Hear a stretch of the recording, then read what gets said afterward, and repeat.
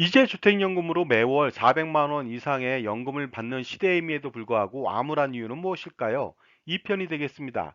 왜 자꾸 주택연금을 가입하라고 하는 것일까요? 그리고 금리 인상 전에 가입하라고 하고 주택가격 하락 전에 가입하라고 하는 것일까요? 또한 가입 기준인 주택가격을 공시가격 9억 원에서 12억 원으로 인상했습니다. 시가 17억 2천만 원까지 가입이 가능한데 왜 그런 것일까요? 이유는 다 분명합니다. 좋은 대학은 신입생 입학 홍보를 별도로 하지 않습니다. 상대적으로 열악한 대학이 신입생 모집에 열을 올리는 것이죠. 주택연금 역시 홍보 강화를 통해서 얻는 이익이 크기 때문에 자꾸만 가입하라고 하는 것이 되겠습니다. 금리 인상 전 주택가격 하락 전 가입을 하게 되면 약간의 연금의 이익을 얻을 수는 있습니다. 그러나 굉장히 미미합니다. 실상은 연금액을 매월 1, 2만 원 더 받고자 변동금리이면서 고금리 월복리 이자 폭탄을 온몸으로 맞서고 있는 것과 같습니다. 소탐대실이 아닐 수 없겠죠. 맞는 말을 하는 것 같지만 사실은 이자 폭탄의 위험성은 말하지 않는 것이죠. 마치 매스컴에서 취득세율이 8%, 12%라고만 말하지만 실제 취득 관련 세율은 지방소득세, 농어촌 특별세 등을 반드시 포함해야만 합니다. 그럴 경우 9% 또는 13.4%인데 이것을 숨기는 것과 마찬가지가 되겠습니다. 마치 세금 부담이 적은 것처럼 은퇴하려는 것이죠. 20억 원일 때 무려 2,800만 원을 더 내야 되는데 이것을 숨기는 것입니다. 그리고 종합부동산세율이 최고 6%라고 말하지만 농어촌 특별세 20%까지 포함해야만 합니다. 그렇게 된다면 총 7.2%가 되는데 종부세가 2억 원일 경우 무려 2,400만 원을 더 내야 하는데 이것을 숨기는 것과 마찬가지가 되겠습니다. 취득세는 한 번 내지만 종부세는 살아있는 동안 보유하고 있는 동안 평생 내야 되다 보니까 어떻습니까? 그것도 2,400이 아니라 다음에는 더 많이 내겠죠. 그러다 보니까 6%라고 말하는 것은 정말로 악의적인 보도가 아닐 수가 없습니다. 마지막으로 주택가격을 높인 이유는 인플레이션을 반영했다고는 하나 이것은 표면적인 이유일 뿐 더 많은 가입자를 유치하기 위한 정책에 불과합니다. 특히 고가의 주택에 가입하는 경우 고금리 월복리 이자 수입은 최고가 됩니다. 그냥 앉아서 가만히 앉아서 돈을 버는 셈이죠. 주택연금을 가입할 경우 매월 연금액에 대해서 이자를 납부하지 않는다고 홍보를 많이 합니다. 맞습니다. 주택연금을 가입할 경우 이자를 내지는 않습니다. 그러나 그렇다고 해서 이자를 평생 내지 않는 것은 절대로 아닙니다. 왜냐하면 가입자가 사망한 후에 원리금을 정산하기 때문이죠. 결국은 낸다는 뜻인데요. 그런데 이때 남은 금액은 상속인에게 주고 모자라면 상속인이 채워내지는 않는다고 하니 유리하다고 합니다. 과연 그럴까요? 주택 가격은 일반적으로 예로부터 지속적으로 상승해 왔습니다. 설령 인구 감소로 빈집이 늘어나도 그것은 대도시 소재의 주택과는 별개의 문제입니다. 대도시의 집값은 우리보다 더 빨리 노령화가 되고 인구 감소를 맞이한 나라도 변함없이 상승 일로입니다. 따라서 최초 가입 대비 주택 가격은 오를 것으로 보입니다. 그러므로 가입자 사후 주택 원리금이 주택가격보다 많은 경우도 상속인은 부담하지 않아도 된다는 말은 사탕발림에 불과합니다. 왜냐하면 65세부터 연금을 받으며 100세까지 장수를 해도 평생 받는 연금액의 누계액은 35년 전에 최초 주택가격보다 약간 상회하는 105%에도 미치지 못하기 때문이죠. 따라서 주택가격이 평균적으로 매년 2에서 4% 오른다면 결코 대출 원리금이 주택가격을 넘어설 수는 없는 것입니다. 하지만 넘어서는 경우도 발생하게 됩니다. 언제일까요? 바로 주택연금 이자율이 상승하게 되면 눈덩이처럼 불어나는 엄청난 월복리 이자로 주택가격이 제 아무리 상승해도 대출 원리금을 이겨낼 수가 없기 때문입니다. 예를 들어서 10억 원의 주택으로 가입하게 되면 65세부터 24년간 연금 누계액은 최초 주택가격의 72%도 받지 못하게 됩니다. 하지만 나중에 갚아야 되는 대출이자는 7억 원 이상을 내게 되어 총 상환해야 되는 그 원리금은 15억 원 이상을 부담해야만 합니다. 만약 주택가격이 매년 2% 상승한다면 24년 후에는 16억 원 정도가 됩니다. 그러면 그동안 7억 1천만 원의 연금을 받고 16억 원의 주택을 잃게 되는 것이죠.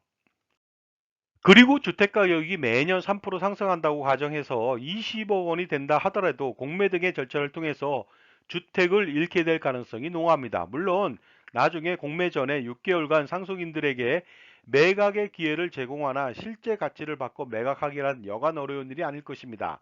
그리고 또 24년이 아닌 100세까지 장수를 하게 된다면 이자는 정말로 눈사태가 됩니다. 주택연금의 이자율은 2020년도만 보더라도 0.8%의 6개월 변동금리 코픽스 금리에 가상금리 0.85%, 그 다음에 연보증이율 0.75%를 더하면 연 2.4% 월복리 이자율이라고 하는 비교적 낮은 이율을 적용했습니다. 이럴 경우 65세부터 주택가격 10억 원에 대한 24년간 받는 연금액의 이자액은 겨우 2억 4,872만 원에 불과했습니다. 따라서 그동안 수령한 연금 누계액인 7억 960만 원과 함께 대출 원리금 총 9억 5,836만 원을 내면 됐습니다. 그러면 24년 후에 매년 2%씩 상승한 주택가격은 16억 원이기 때문에 상속인은 6억 원 이상을 얻을 수가 있게 됩니다. 물론 24년 후 주택가격이 매년 3% 상승한다면 20억 원이 되어서 10억 원 이상을 상속인들이 가질 수가 있습니다. 그런데 이 상태에서 만약 100세까지 장수한다면 어떻게 될까요?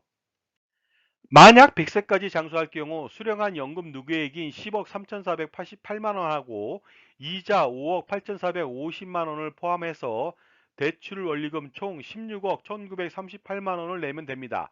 물론 35년 후 주택가격이 매년 3% 상승한다면 주택가격은 28억 원이 되어서 11억 원 이상을 상속인들이 가질 수가 있는 것입니다. 하지만 코픽스 금리 폭등은 이러한 장밋빛 인생을 짓밟아 놓았습니다. 현재 주택연금의 이자율은 6개월 변동금리인 코픽스 금리가 3.66%입니다. 전에 비해서 무려 4.5배나 폭등했습니다. 여기에 가상금리 0.85%, 연보증이율 0.75%를 더하면 연 5.26%의 월복리 이자율이라고 하는 엄청나게 높은 고금리 이자율을 적용하게 됩니다. 이럴 경우 65세부터 주택가격 10억 원에 대한 24년간의 이자액은 무려 7억 927만 원이나 됩니다. 따라서 24년간 평생 수령한 연금 누계액인 7억 960만 원과 함께 갚아야 되는 대출 원리금 총액은 14억 1891만 원을 내야만 합니다.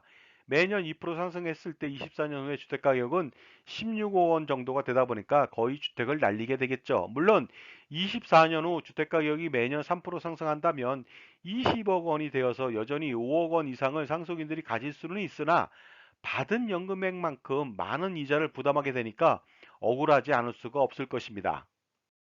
금리 인상 전에 비해서 약 5억 원가량의 이자를 더 내야 하기 때문이죠. 그런데 만약에 24년이 아니라 100세까지 35년을 산다면 이자액은 어떻게 될까요? 당연히 월복리 이자는 핵폭탄이 됩니다. 복리 효과가 되겠습니다. 정말로 놀랄 만한 일이 일어나게 됩니다. 만약 100세까지 장수할 경우 수령할 수 있는 연금 누계액은 10억 3,488만 원이 됩니다. 그런데 부담해야 되는 이자액은 놀라지 마시기 바랍니다. 무려 복리 효과로 19억 3,178만 원을 내야만 합니다. 이것을 포함해서 총 대출 원리금은 29억 6,666만 원을 내야만 합니다. 따라서 35년 후 주택가격이 매년 3% 상승한다면 주택가격은 28억 원이 되어 18억 원이 상승했음에도 불구하고 상속인들은 한 푼도 받지 못하고 주택을 날리게 되는 것이죠. 그야말로 주택연금을 가입하게 되면 장수할수록 불행이 찾아오는 것입니다. 만약 주택연금을 가입하지 않고 다른 대안을 찾았다면 어떤 결과가 나왔을까요? 당연히 주택가격 상승분인 18억 원의 대부분은 받을 수 있지 않았을까요? 결국 주택연금을 가입해서 얼마 안 되는 현재 가치의 연금을 고정적으로 평생 받으면서 24년 전, 35년 전 최초 주택가격의 71%, 105%만 받으며 주택가격 상승분을 고스란히 주택금융공사에 이자로 헌납하는 꼴이 되었습니다. 실로 어처구니가 없는 현실이 아닐 수 없겠죠. 더구나 가입 도중에 금리가 더 올라간다면 정말로 최악의 사태를 맞이하게 됩니다. 따라서 주택연금을 가입해서는 절대로 안 되겠습니다. 다음 시간에는 주택연금이 얼마나 불합리한지 그리고 가입자에게 얼마나 불리한 제도를 운영하는지 알아보겠습니다. 이것 또한 알고 나면 정말로 기가 막힐 따름일 것입니다. 만약 주택연금을 가입했다면 바로 해약을 권해드리고 싶습니다. 많은 기대 바라겠습니다. 감사합니다.